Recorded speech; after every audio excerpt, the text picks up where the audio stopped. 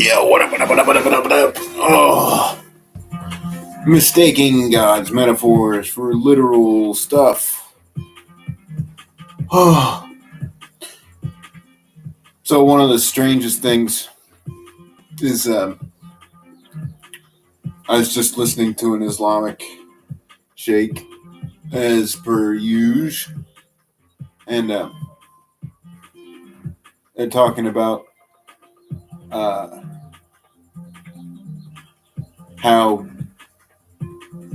Muhammad, this is a metaphor, beheaded a man and only lets him think from his heart. And the idea is you don't actually behead yourself, you just make your head irrelevant and all your thoughts and infinite thinking about things gets in the way of understanding. And I think this may be what ISIS misinterpreted with beheading people, is they think they're blessing them and showing them God's love, but they're just killing them and sending them into God's house, when really you should be shutting off your head and only thinking with your heart. And in Judaism, they teach the opposite, but the way they teach it is that your mind should inform your heart. So they got the idea, and they're not beheading people, trying to enlighten them with God's will, which is pretty hilarious. Because in the Judaism, you got half of your heart is corrupt and the other half is divine. And in the Islamic Sufi way I'm learning, you need to purify your heart in order to bless the rest of your body. And another way this shows up is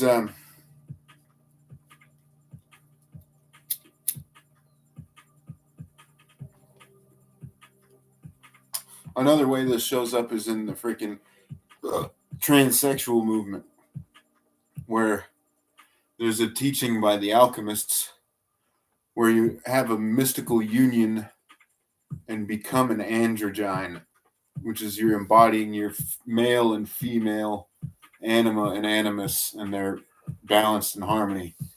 You're not literally getting a sex change and becoming a man with lady parts or a lady with man's parts.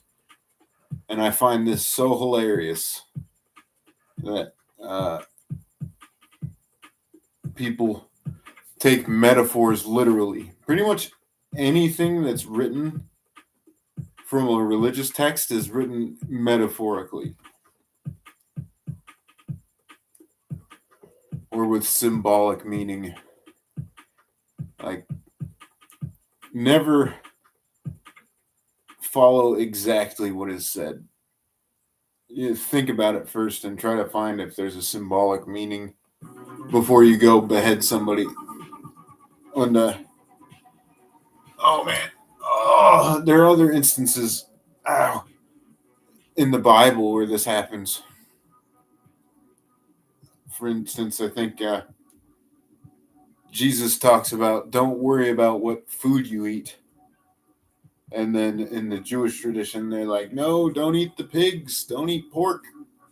And there's something about that could be a confused metaphor. Because they talk about like pearls before swine. And the rabbis might have taken it that don't eat swine. There's something bad about pigs. And to be honest, a legitimate way of looking at it is that, pigs eat shit, essentially. And that's not something you want to be eating in a period of time before you understand, like, cooking food all the way through and parasites and all that. It'd be very easy to get parasites from an animal like that.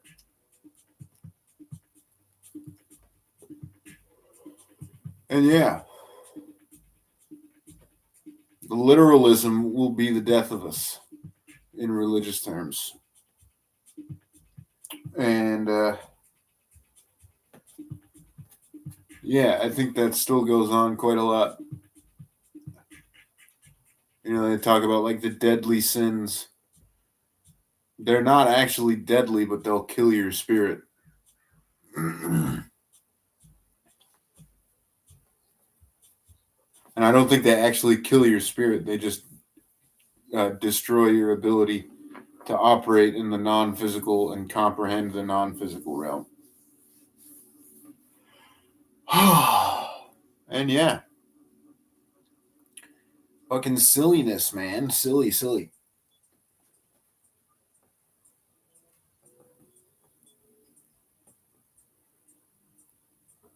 There's plenty of other instances of that, but I think that's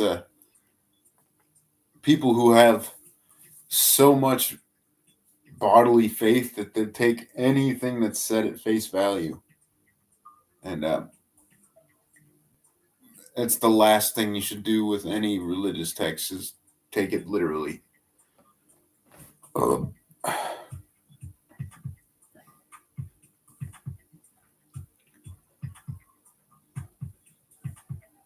Like when we're talking about purifying the heart, we don't literally mean like get a freaking blood transfusion of pure blood. It's not what you're doing. You're not actually purifying the blood like that.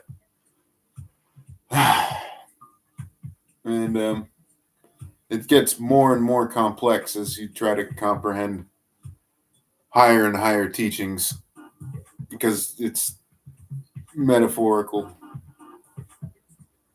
Like when you're studying the elements, it's not, hell is not a literal fire, I don't think. I think it's a spiritual fire.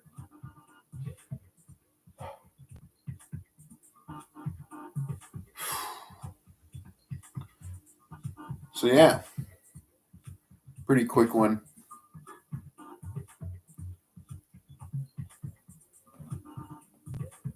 And I think that's all I got. I think that's all for today on this topic. Oh man, let me double check real quick.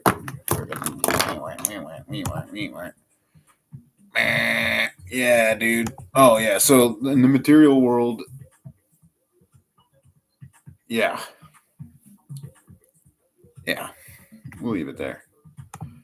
Peace.